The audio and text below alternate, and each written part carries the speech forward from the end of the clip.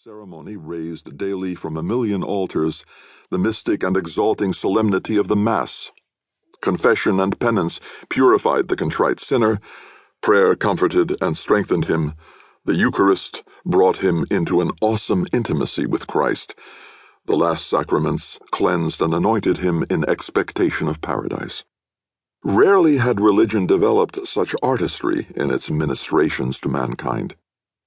The Church was at her best when, by the consolations of her creed, the magic of her ritual, the nobler morality of her adherents, the courage, zeal, and integrity of her bishops, and the superior justice of her episcopal courts, she took the place vacated by the Roman imperial government as the chief source of order and peace in the Dark Ages, approximately 524 to 1079 AD, of the Christian world.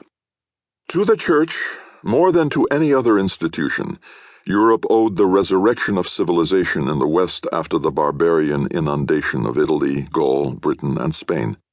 Her monks developed wastelands. Her monasteries gave food to the poor, education to boys, lodging to travelers. Her hospitals received the sick and the destitute. Her nunneries sheltered mateless women and directed their maternal impulses to social ends. For centuries, the nuns alone provided schooling for girls. If classic culture was not completely lost in the illiterate flood, it was because monks, while allowing or causing many pagan manuscripts to perish, copied and preserved thousands of them, and kept alive the Greek and Latin languages in which they were written. It was in ecclesiastical libraries, at St. Gall, Fulda, Monte Cassino, and elsewhere, that the humanists of the Renaissance found precious relics of brilliant civilizations that had never heard the name of Christ.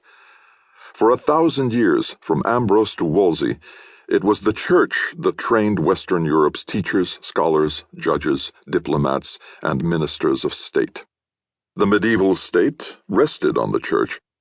When the Dark Ages ended, say with the birth of Abelard, it was the Church that built the universities and the Gothic cathedrals, providing homes for the intellect as well as for the piety of men.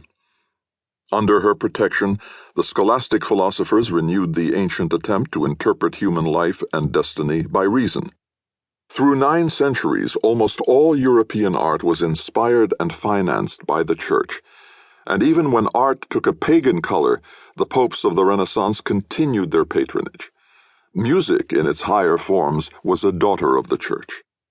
Above all, the Church at her zenith gave to the states of Europe an international moral code and government, just as the Latin language, taught in the schools by the Church, served as a unifying medium for the scholarship, literature, science, and philosophy of diverse nations, and just as the Catholic, i.e., universal, creed and ritual gave religious unity to a Europe not yet divided into sovereign nationalities, so the Roman Church, claiming divine establishment and spiritual leadership, proposed herself as an international court to which all rulers and states were to be morally responsible. Pope Gregory VII formulated this doctrine of a Christian Republic of Europe. The Emperor Henry IV recognized it by submitting to Gregory at Canossa in 1077. A century later,